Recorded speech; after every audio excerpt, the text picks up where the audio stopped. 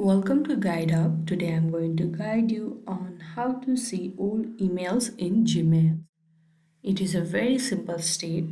Firstly, make sure you open your Google Chrome and log into your Gmail account. If you are not logged into your Gmail account, make sure you are logged in. Now at the top right, you can see the Gmail option. You have to click over there.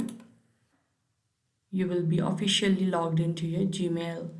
Now you can simply go on the search mail bar, and if you remember the name of the sender, you can simply type the name and search for the email that they have sent.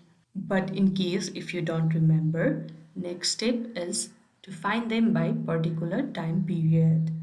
Now to search the particular time period, all you have to do is enter older underscore then colon 3M. 3 stands for the time period and M stands for the month. Now, if you have 3 month older Gmails, then you will be seeing all the list accordingly.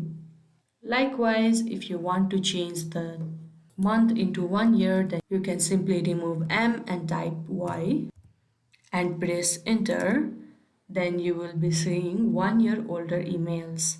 Likewise, if you want to remember them according to a specific time, date, or month, then you can simply enter before column specific year slash specific month slash specific date and press on enter.